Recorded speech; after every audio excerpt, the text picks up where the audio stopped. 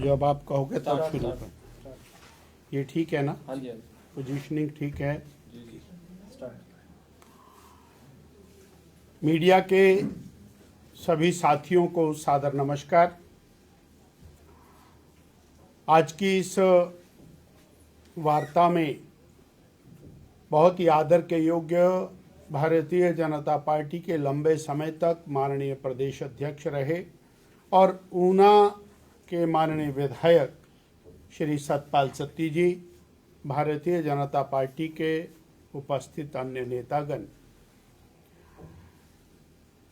आज मैं दो अलग अलग विषयों पर आपके साथ और आपके माध्यम से हिमाचल की जनता से रूबरू होना चाहूँगा। भारतीय जनता पार्टी का संगठन बना और संगठन विस्तार का काम तेज गति के साथ चल रहा है। आपने नोटिस किया, प्रदेश पदाधिकारी प्रदेश की टीम का गठन हुआ, तत्पश्चात जिला की टीम का गठन हुआ, मंडल की टीम का गठन हुआ,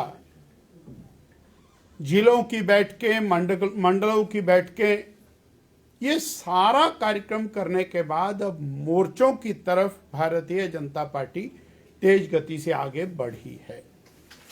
आज भारतीय जनता पार्टी युवा मोर्चा प्रदेश की कार्य समिति आज ऊना में संपन्न हो रही है और पूरे प्रदेश से युवा आज इस बैठक में पधारे हैं।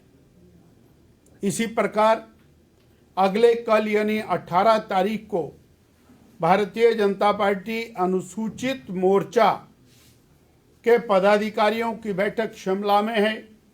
इसी प्रकार 19 तारीख को भारतीय जनता पार्टी महिला मोर्चा के पदाधिकारियों की बैठक शिमला में है। अर्थात हमारी जो फ्रंटल ऑर्गेनाइजेशंस हैं वो और तेज गति के साथ संगठन विस्तार करते हुए आगे चलें, इस लक्ष्य की प्राप्ति के लिए हम लगे। भारतीय जनता पार्टी युवा मोर्चा हमारा एक बहुत स्ट्रॉन्ग फ्रंटल विंग है। मैं आपके माध्यम से ये ध्यान कराना चाहता हूं, जहां मेरी दाईं ओर बैठे सतपाल सत्ती जी युवा मोर्चा के प्रदेश अध्यक्ष रहे, श्री जयराम ठाकुर जी युवा मोर्चा के प्रदेश अध्यक्ष रहे। पर और बड़ी बात यह है कि हमारे इस संसदीय क्षेत्र के माननीय सांसद केंद्रीय मंत्री अनुराग ठाकुर जी राष्ट्रीय अध्यक्ष युवा मोर्चा रह चुके हैं और भारतीय जनता पार्टी के माननीय राष्ट्रीय अध्यक्ष श्री जगत प्रकाश नड्डा जी वो राष्ट्रीय अध्यक्ष युवा मोर्चा से होते हुए और आज भारतीय जनता पार्टी के राष्ट्रीय अध्यक्ष बने हैं। अर्थात ये वो पौध है, वो आर पनीरी है जो आगे चल करके देश का संपूर्ण नेतृत्व करने के लिए तैयार होती है। और आज उसी कड़ी के अंदर युवा मोर्चा का प्रशिक्षण आज यहाँ हो रहा है। हमने जैसे बूथ को मजबूत करने का एक काम पूरे प्रदेश में किया है, उसी प्रकार युवा मोर्चा का आज एक नया अभियान प्रदेश में शुरू होगा। उस अभियान के अंतर्गत हमारे हर पोलिंग बूथ के ऊपर युवा मोर्चा को सशक्तिकरण का काम किया जाएगा। In total Bharatiya Janata party और बड़े स्तर से लेकर बूथ स्तर तक, पार्टी से लेकर के मोर्चों तक अपने आप को मजबूत करने में लगी है। ये हमारा एक संगठनात्मक कार्यक्रम है जिसकी जानकारी मैं आपके माध्यम से और जनमानस तक साझा करने के लिए अपनी बात आपके सामने रखी। साथियों, एक विशिष्ट प्रकार की विकास यात्रा श्री नरेंद्र भाई मोदी जी ने पिछले कल देश भर में उसकी शुरुआत की है और वो जो यात्रा है वो हिमाचल प्रदेश के पहले चरण में 3 ट्राइबल डिस्ट्रिक्ट में शुरू हुई। लाहौल स्पीति में स्पीति से शुरू हुई, किन्नौर में थोड़ा रास्ता रुकने के कारण कल शुरू नहीं हो पाई, और हमारे पांगी भरमौर के अंदर वो यात्रा शुरू हुई है। श्री नरेंद्र भाई मोदी की सरकार 9.5 साल की सरकार एक गरीब कल्याण की सरकार रही, किसान के कल्याण की सरकार रही, इंफ्रास्ट्रक्चर डेवलपमेंट की सरकार रही और आर्थिक सुदृढ़ीकरण की सरकार रही। गरीब कल्याण की सरकार हमने नोटिस किया, जहां 3 साल तक 80 करोड़ गरीबों को मुफ्त में राशन मिला, वही राशन अगले 5 साल तक उन गरीबों को 80 करोड़ देशवासियों को मिलेगा। 3.5 करोड़ गरीबों को पक्के घर उपलब्ध कराने का काम पहली मर्तबा अगर किसी सरकार ने किया तो वो नरेंद्र भाई मोदी की सरकार ने किया। लगभग 12 करोड़ बहनों को शौचालय उपलब्ध करा के उनका विशिष्ट मान सम्मान बहाल किया और स्वच्छ भारत अभियान को एक नई दिशा देकर के भारत को अंतर्राष्ट्रीय ख्याति के स्थान पर खड़ा करने में अहम भूमिका निभाई। वो किसान जो छोटे छोटे बीज के लिए, खाद के लिए परेशान रहता था, उस किसान को 6,000 रुपया साल उसके खाते में डिजिटली ट्रांसफर करके 9.5 करोड़ किसान परिवारों के जीवन को सुधारने में एक बहुत बड़ी भूमिका माननीय नरेंद्र भाई मोदी की सरकार ने निभाई। वो यूरिया, वो और खाद जो ब्लैक में मिला करती थी, जिसके लिए लड़ाइयां होती थी, झगड़े होते थे, नीम कोटेड यूरिया बना करके उसकी ब्लैक को पूरी तरह खत्म कर दिया। यही नहीं, जब दुनिया के अंदर और आर्टिफिशियल खाद का रेट बहुत बढ़ा, भारत ने अपनी सब्सिडी को 4 टाइम बढ़ाने का काम किया ताकि किसान के ऊपर किसी प्रकार का बोझ ना पड़े। यह पहला अवसर है जब दालों की एमएसपी डिसाइड हुई, एमएसपी में बढ़ोतरी हुई, यानी मार्केट प्राइस उसका बढ़ाया, गन्ने का बढ़ाया, हमारे जितनी प्रोड्यूस हैं उनका मार्केट प्राइस बढ़ाया। अर्थात गरीब कल्याण की सरकार, किसान कल्याण की सरकार, आर्थिक मोर्चे के ऊपर भारत को सबल बनाने वाली सरकार, श्री मनमोहन सिंह जी की सरकार 11वें पायदान के ऊपर 2014 में भारत को छोड़ करके गई और 9 सालों में भारत को 5वें पायदान के ऊपर लाकर के खड़ा कर दिया, यानी दुनिया की आर्थिक महाशक्तियों के बराबर लाकर के खड़ा कर दिया। ये केवल नरेंद्र भाई मोदी के कारण संभव हुआ, जबकि 2 साल का एक विशिष्ट कोविड का पीरियड जिसमें अंतरराष्ट्रीय डिप आया। आज भी मैं आपकी खबर पढ़ रहा था कि हमारी जीडीपी वो तेज गति से बढ़ती हुई दिख रही है, दुनिया की जीडीपी घट रही है। हमारा जो इन्फ्लेशन है वो दुनिया के मुकाबले में तेज गति से घट रहा है, यानी आर्थिक पायदान के ऊपर हम आगे बढ़ रहे हैं। और इंफ्रास्ट्रक्चर डेवलपमेंट की सरकार हमारे सामने है, हमको दुनिया की तरफ देखने की जरूरत नहीं है। कीरतपुर से मनाली, अरे हमने कभी कल्पना नहीं की थी कि हम 35 मिनट के अंदर कीरतपुर से बागेड़ पहुंच जाएंगे। 35 मिनट, और वो भी ज्यादा है, कई बार 33 मिनट में हम लोग बागेड़ पहुंच जाते हैं। कायाकल्प हो रहा है। हमारा पठानकोट से लेकर के मंडी की सड़क का 4 लेन का काम बड़ी तेज गति से चला। हमारा कांगड़ा से शिमला की सड़क का काम बहुत तेज गति से चला है। और कालका शिमला और शिमला से अपर शिमला का काम बहुत तेज गति से चला है। यानी हिमाचल प्रदेश को सब तरफ से 4 लेन हाईवेज के साथ जोड़ते हुए मैं आज आपके माध्यम से कहना चाहता हूं, बदलता हुआ हिमाचल है ये। अगले 3 साल के अंदर ऐसा हिमाचल हमको दिखेगा जिसके अंदर हम 2 या 3 या 4 घंटे के अंदर पूरे हिमाचल का सफर पूरा कर सकेंगे। मैंने आज सुबह अपने चालक से पूछा, शिमला जाना है? बोले जी कोई बात नहीं है, यहाँ से 1 घंटा कीरतपुर का, 45 मिनट बाघेड़ के, और वहां से 2 घंटे शिमला के। और जब ये 4 लेन शिमला वाला हो जाएगा तो कांगड़ा शिमला 3.5 घंटे के अंदर हम लोग पहुंचेंगे। ये इंफ्रास्ट्रक्चर डेवलपमेंट नरेंद्र भाई मोदी की देन है। इंफ्रास्ट्रक्चर डेवलपमेंट, प्रधानमंत्री सड़क योजना, और जितनी धनराशि पिछले कभी और 20 साल के अंदर आई होगी उतनी धनराशि पिछले 5 साल में हिमाचल प्रदेश को प्रधानमंत्री सड़क योजना में मिली।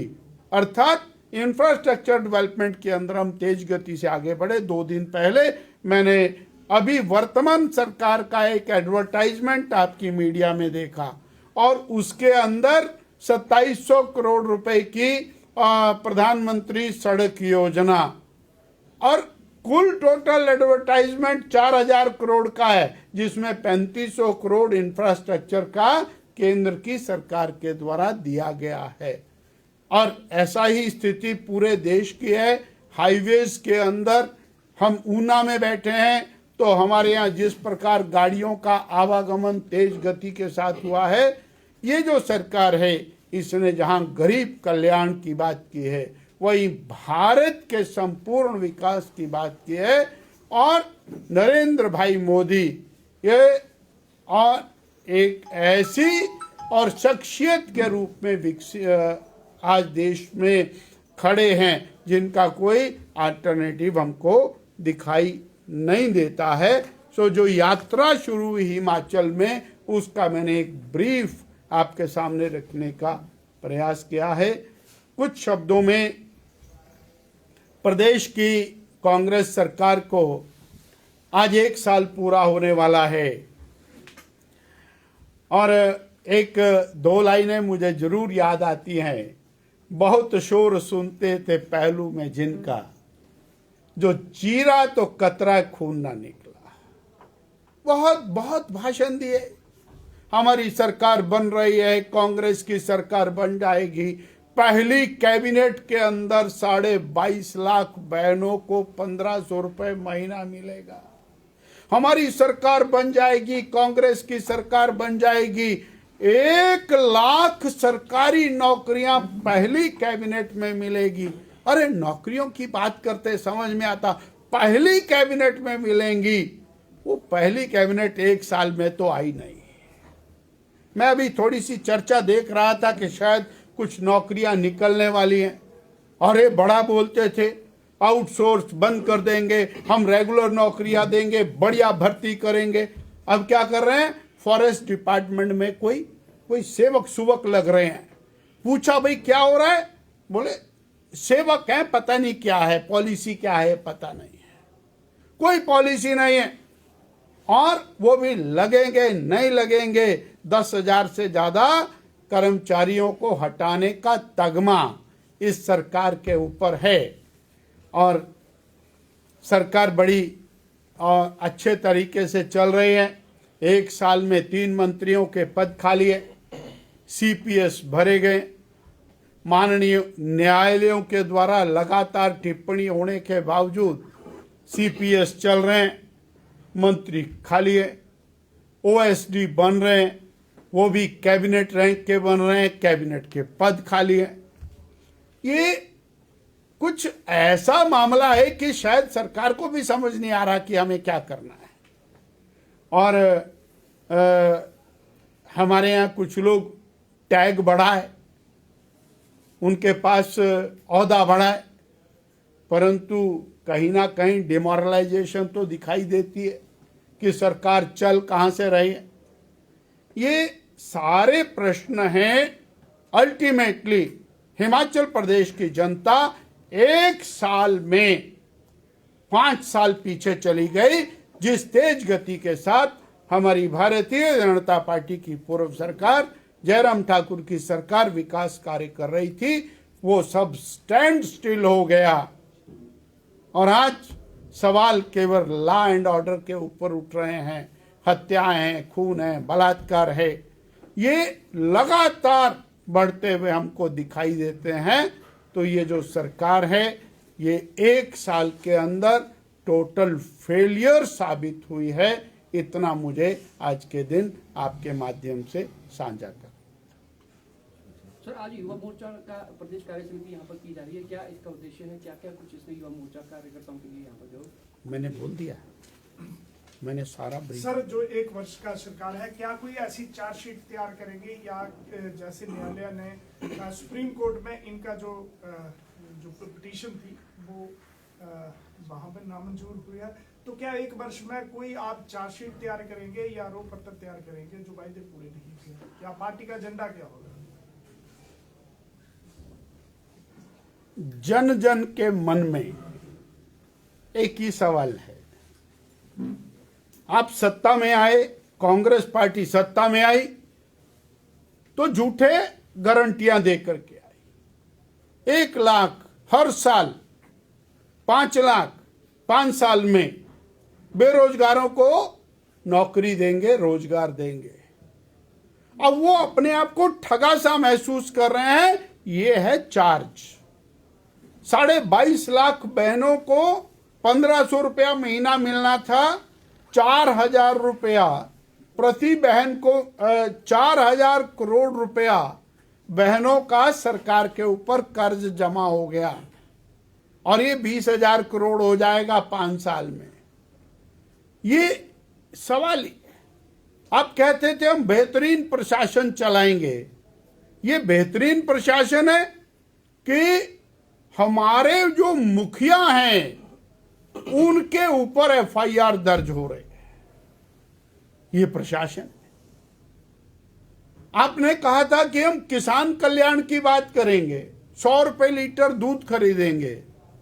अरे तुमने क्या दूध खरीदना? मैं ऊना में बैठा हूं, दूध तो यहां पर पंजाब से आ रहा है। सवेरे गया मैं बाजार में तो वेरका की थैलियां पड़ी हुई थी, पंजाब से आई हुई। क्या किया आपने 1 साल में? आपने कहा हम गोबर खरीदेंगे। वो किसान बेचारा इंतजार कर रहा है कि मेरा कल्याण कब होगा, वो कुछ भी नहीं हुआ। जयराम जी 125 यूनिट बिजली फ्री दे रहे थे बीजेपी की सरकार, आपने कहा हम 300 देंगे। जनता को आपने आकर्षित किया, सरकार बना ली, उसके बाद जय श्री राम, उसके बाद वो भी कुछ नहीं। आपने कहा हम 700 करोड़ रुपए का युवाओं के लिए फंड क्रिएट करेंगे, वो 7 पैसे नहीं आए कहीं। आपने कहा बीजेपी ने कम सड़कें बनाई, हम ज्यादा बनाएंगे। आपने सड़कों की मिट्टी नहीं आपसे खाली हो रही। जो प्रदेश सरकार की सड़कें हैं उनके गड्ढे भरने के लिए मिट्टी से भर रहे हैं आप। यानी ये जो स्थिति सरकार की ना भूतो ना भविष्य थी, ना ऐसी स्थिति बदतर हालत पहले थी और ना ही शायद भविष्य में कभी। आरोप है कि भाजपा ने रंगा लगाया ताकि केंद्र से जो वो नहीं मिले। 2 दिन पहले एक एडवर्टाइजमेंट प्रदेश की सरकार का निकला है, मेरे पास वो होता तो मैं आपको अभी दिखाता। और उसमें पीडब्ल्यूडी विभाग का वो एडवर्टाइजमेंट है। लगभग 4000 करोड़ रुपए की खर्चे का वो एडवर्टाइजमेंट है, जिसमें 3500 करोड़ केंद्र सरकार से आया। मैं तो खुद इनसे सवाल करता हूं कि प्रदेश की सरकार ने क्या खर्चा किया अभी तक? प्रदेश की सरकार ने एक भी आदमी को नौकरी पर नहीं रखा। प्रदेश की सरकार ने 10,000 लोगों को नौकरी से निकाल दिया। प्रदेश की कांग्रेस सरकार ने 1500 संस्थान बंद कर दिए, एक भी संस्थान आपने खोला नहीं। तो प्रदेश की सरकार ने क्या किया? और बहुत आपने कहा था कि पिछली सरकार ने कर्जा ले लिया, तो आपने तो 11,000 करोड़ का कर्जा 10 महीने में ले लिया।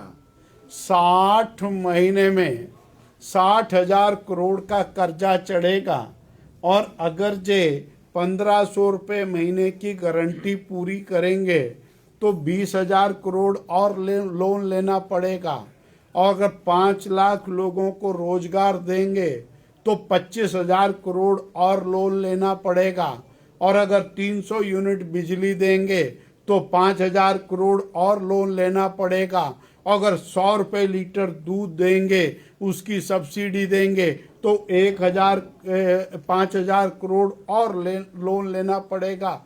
1,25,000 करोड़ का लोन लेकर के भी आपकी गारंटियां पूरी नहीं होती। सड़कें तो गई, पानी तो गया, बाकी सब तो गया। यानी वर्तमान सरकार अपना हिसाब किताब बताए कि क्या कर रही है। सर 2 दिन पूर्व उप मुख्यमंत्री का एक बयान आया था, उन्होंने कहा था कि प्रदेश सरकार राहत और पुनर्वास में बिजी है, लेकिन भाजपा गारंटियों को लेकर राजनीति कर रही है। 2022 के अंदर जब वो बड़े बड़े भाषण कर रहे थे वोट लेने के लिए, तो राजनीति कर रहे थे या वो खेल नीति कर रहे थे? 2022 के अंदर माननीय उप मुख्यमंत्री जी के बयान है, मैं आपको सुना देता हूं, नहीं तो आप अपने कैमरे में से निकाल लीजिए। और उसके अंदर उन्होंने कहा पहली कैबिनेट ये कांग्रेस की गारंटी है ये, और सोनिया जी की गारंटी है ये, राहुल जी की गारंटी है, और वो तीसरी बहन जी हैं उनकी भी गारंटी है, और हम उनकी गारंटी के साथ खड़े हैं। तो भैया तब तो क्या कर रहे थे? तब तो राजनीति, ठेठ राजनीति कर रहे थे। और राहत और पुनर्वास का सवाल है तो सरकार बनाई है तो जनता की सेवा तो करनी पड़ेगी, और वो नहीं कर रहे हो आप, ये हमारा चार्ज है आपके ऊपर। सर डीजीपी पर बड़े गंभीर आरोप लगे हैं, आपने एफआईआर का जिक्र किया है, क्या डीजीपी को इस समय हटाया जाना चाहिए? माननीय उच्च न्यायालय ने एक निर्देश जारी किया है, और जब माननीय उच्च न्यायालय सारी चीजों की समीक्षा कर रहा है, इसलिए हमारा उसके ऊपर किसी भी प्रकार का और बयान देना उचित नहीं बनता। और ये भी प्रदेश की सरकार को चिंतन करना पड़ेगा कि इस छोटे से मामले के अंदर भी माननीय उच्च न्यायालय को हस्तक्षेप करना पड़ा है। ये स्वयमेव एक प्रश्न है होम मिनिस्ट्री के ऊपर कि होम मिनिस्ट्री क्या कर